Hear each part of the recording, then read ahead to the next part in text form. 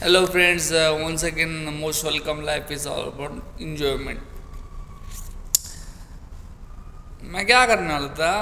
Chess लाने वाला था। चेस देखा होगा हमने, जिसमें काली गोटी सफेद गोटी रहती है, जिसे हम खेलते।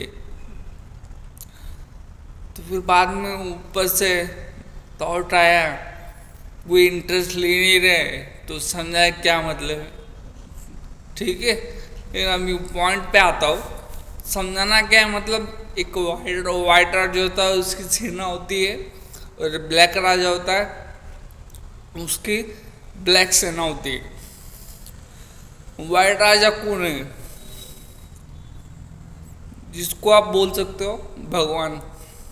आप हिंदू हो तो भगवान बोल सकते हो, आप दलित हो तो गौतम बुद्ध बोल सकते हो, आप मुस्लिम हो तो अल्लाह बोल सकते हो, कैथलिक हो तो जीसस बोल सकते हो।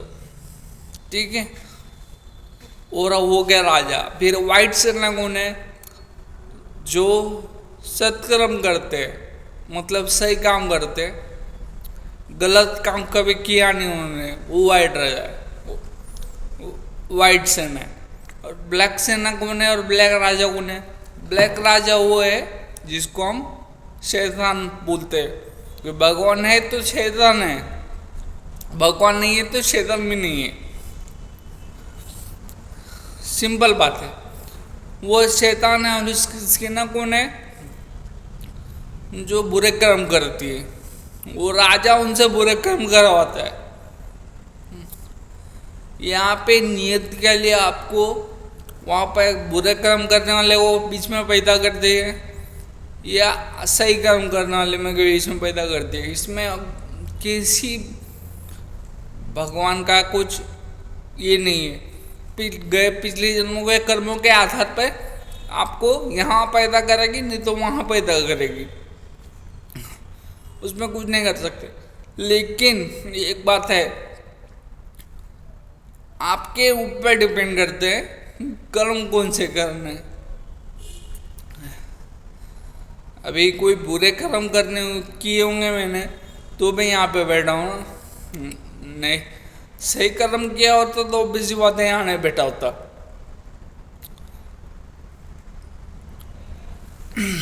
एक मिनट,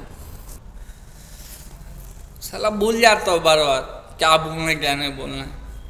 कि लिख के भी कितना याद के बोल सकते हैं। आम बात हो गई बुरे सत्कर्मों की, कर्मों की। अब बात करते हैं ईगो और एटीट्यूड की। लाइफ में हमेशा सत्कर्म करो, बुरा कर्म करके कुछ मिलने वाला ही नहीं है। ईगो और एटीट्यूड किसको होना चाहिए और किसको नहीं होना चाहिए?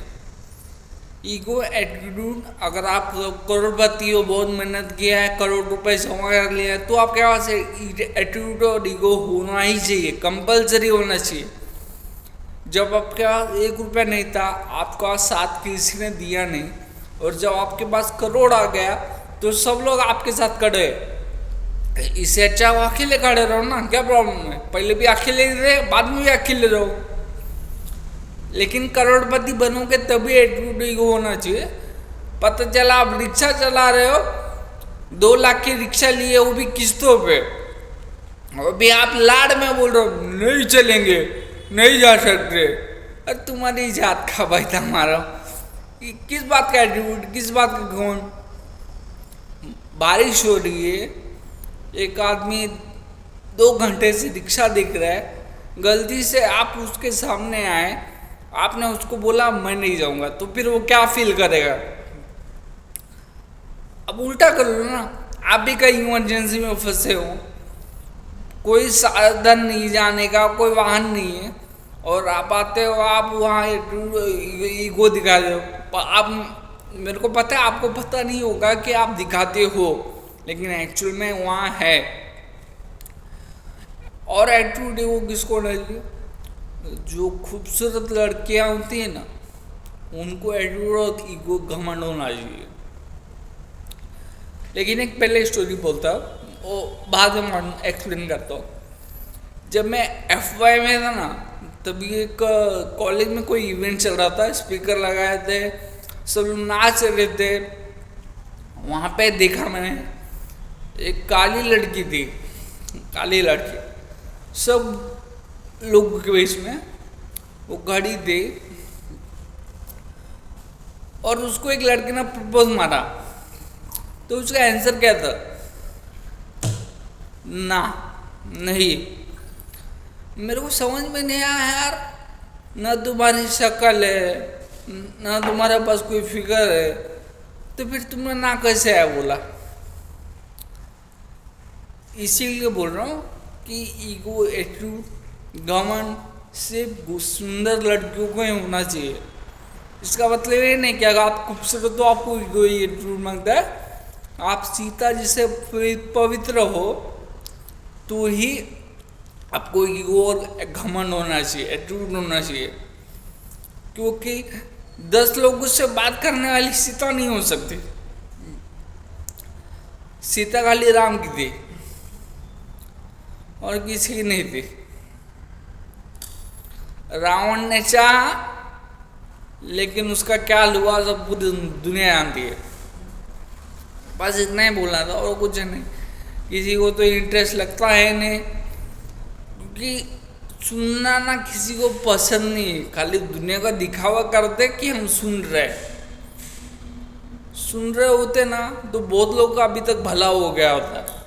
वो मोटिवेशनल स्पीकर माइक लेके दिन रात हर वीडियो चिल्लाते नहीं ना, चिल्लाते नहीं बैठते, उनका इम्पैक्ट ही नहीं पड़ रहा। अगर 100 में से मेरी बात एक आदमी भी समझ गया ना तो मैं सक्सेसफुल हूँ।